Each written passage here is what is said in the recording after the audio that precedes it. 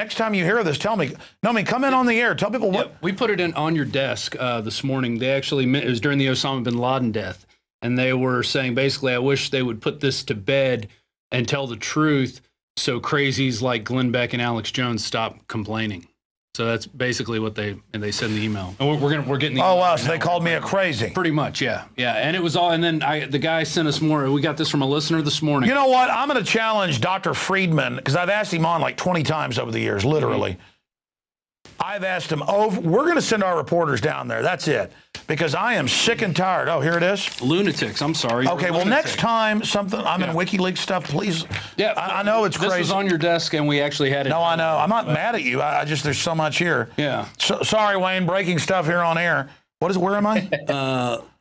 The government needs to make body pics available like the MXs do on OBL's pants pulled down to shut down lunatics like Alex Jones and Glenn Beck. Yeah.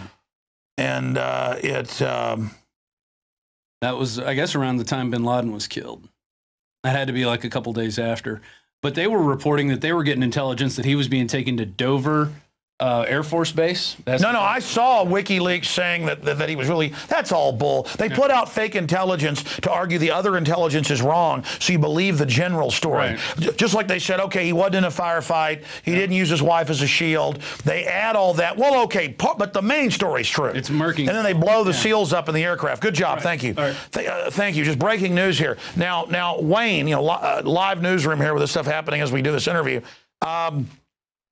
I talked to a current Navy SEAL. I'm going to leave it at that. I don't want to give out too much data or they'll be able to figure out who it is. And let's just say known to my family for a decade. Well, his dad is. And he's not in SEAL Team 6, but he said the SEALs do believe that helicopter, the second one that blew up with the 20-something SEALs on it, was a hit. And now I was actually given the number to Navy SEALs, and I've been so busy I haven't gotten in touch with them. They're saying they're being told to get ready for another stage false flag. Remember Cheney 5 years ago, tried to have the SEALs attack U.S. ships. Remember that? Right. Well, I mean, yeah. I mean, I was told by a source with SEAL Team 6 or SEAL Team 2, Navy SEAL Team 2, that it was definitely, they thought that chopper was taken down to eliminate witnesses. Now we have the compound in Abbottabad being razed to the ground. And then when they're doing that, they find 2 English language Bibles where supposedly Osama bin Laden had these secret codes. Now, why would a guy who's a Saudi Arab be putting secret codes in an English language Holy Bible? The whole thing smells. I mean, it's ridiculous at face value. And but of course the media went and reported that nonsense. I agree with you. I think Stratfor, back when there was the 2000 coup against Hugo Chavez in Venezuela, I was contacted by a Stratfor person who was really interested in where my sources were that the CIA was involved with that coup.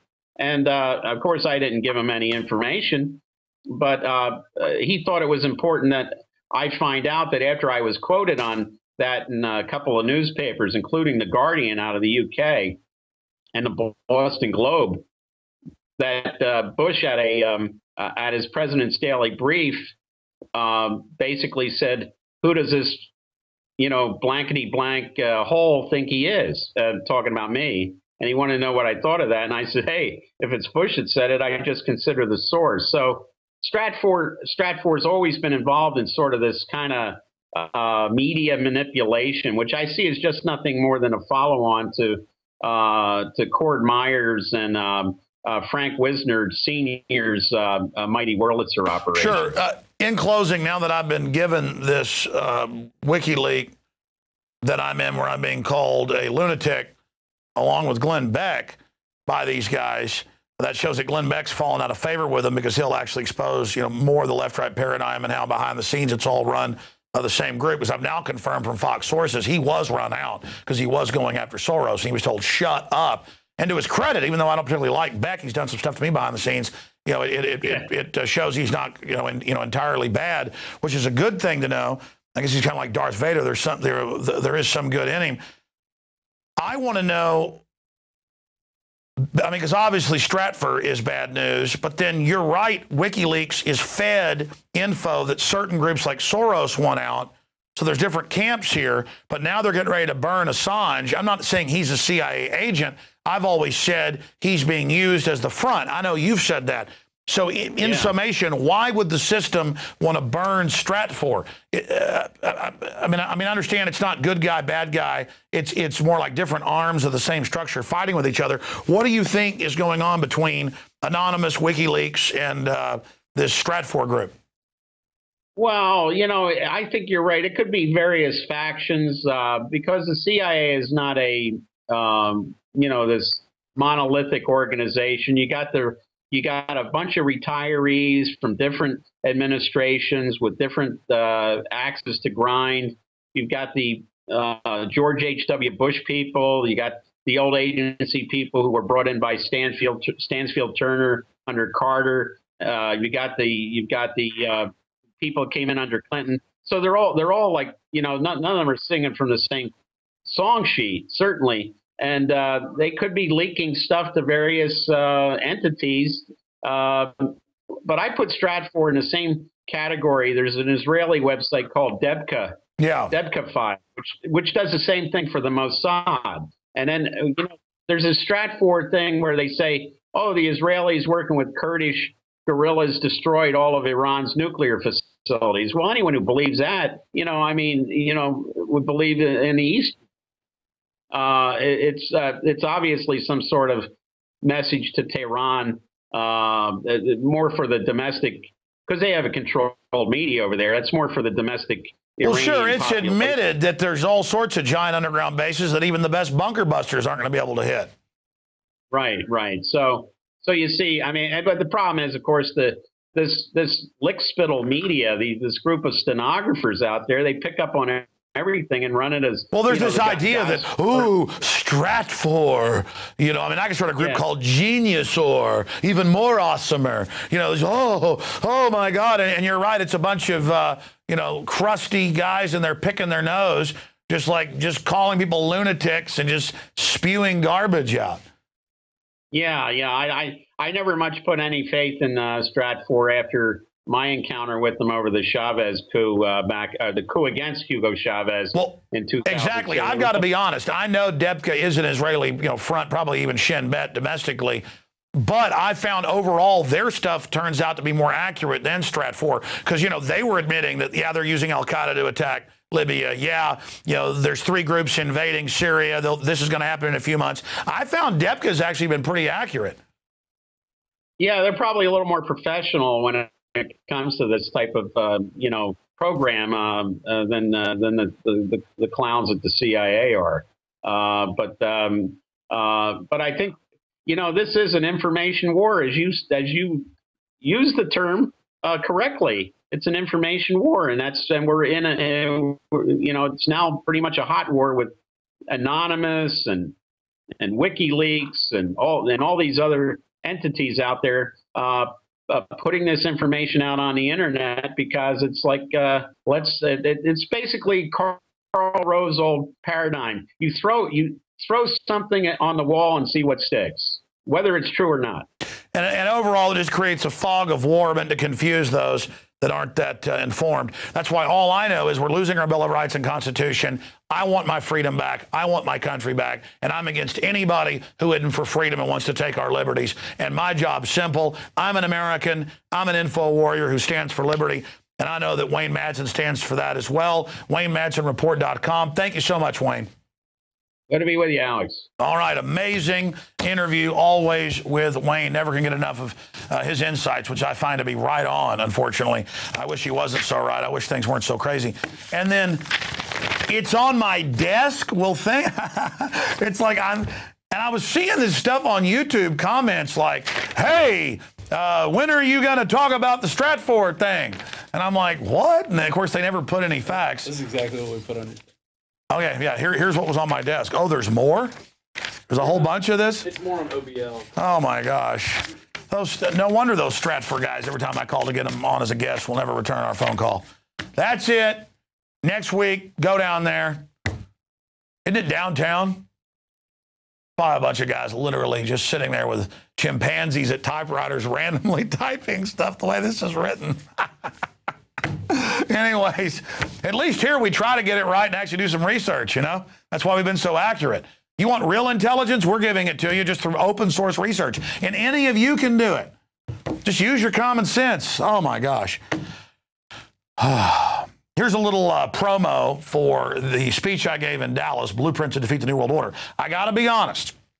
I think it was a really good speech. I give it an A that I gave, but everybody told me the one in Orlando was an A+. So it's a great speech. It's coming up. I mean, I gave the speech. I haven't seen this video yet, but this is the high-quality shoot of it for you, the PrisonPlanet.tv viewers. That's coming up after Aaron Dykes comes in and interviews Cindy Sheehan, and then we'll air my hour-and-a-half speech in total. I didn't see much of it. I just saw you guys editing it. Did we add any of the question and answer? All those folks talking about how the Infowars saves lives, huh? Your mic's not on. I tell you, every day the equipment changes in there. I think we have like 18 gremlins. I think there's like a gremlin breeding hive. Go ahead. Still can't hear you. Whatever.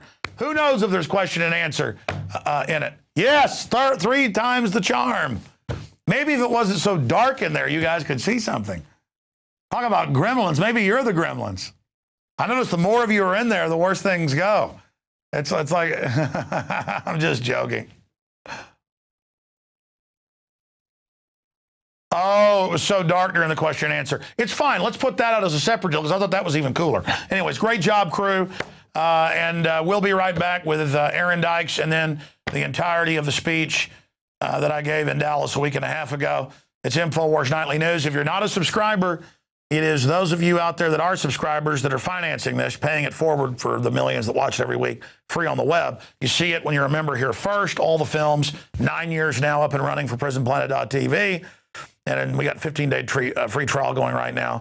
And if you are watching this out there on the web later, please think about becoming a subscriber so we can continue to expand our operations in the face of the New World Order's assaults, both Infowars-wise and physical.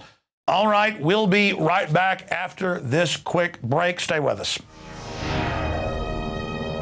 America, right here at this center place where we live, make no mistake, is where the battle will be fought. It's where the decisions will be made. We are the great evil empire, but we are also the great deliverer from the tyranny. But we have to decide who we are. We have the power. What would make these criminals put poisons in our food and water to try to blind us and fog our vision? Because they're scared of you. The crooks know how humans work. They know the secret of humanity, but they seek to hide it. They seek to block you from ever fully developing. They seek to block you from ever becoming who you really are because they're scared of you. And always remember that. That's the secret. There was so much we didn't get to, so much that we couldn't cover, so much that we couldn't show you how much crisis this world is in. Now, with that said, I've given you the blueprint of madmen. I want to give you the blueprint to defeat the New World Order. Evil is coming down on our children. Evil is coming down on our communities. Evil is coming down on us with all their plagues and all their disease and all their corruption that they gain power out of. And it's time for humanity to stand up in the info war and say, I don't know what's going to happen at the end of this, but you want to fight, you better believe you got one.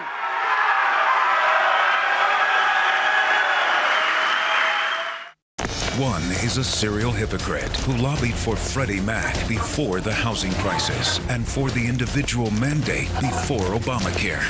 Another, a counterfeit conservative who opposes right to work, massively increased spending, and funded Planned Parenthood. Finally, a flip-flopper who's been on all sides, supported TARP bailouts, and provided the blueprint for Obamacare. 3 men, 1 vision, more big government, more mandates, less freedom. 1 man stands apart, ready to deliver real change, voting against every tax increase and every unbalanced budget every time. A real plan to cut $1 trillion year 1 and to balance the budget in 3. Pro-life, pro-liberty, guided by faith and principle. Ron Paul, the one who will restore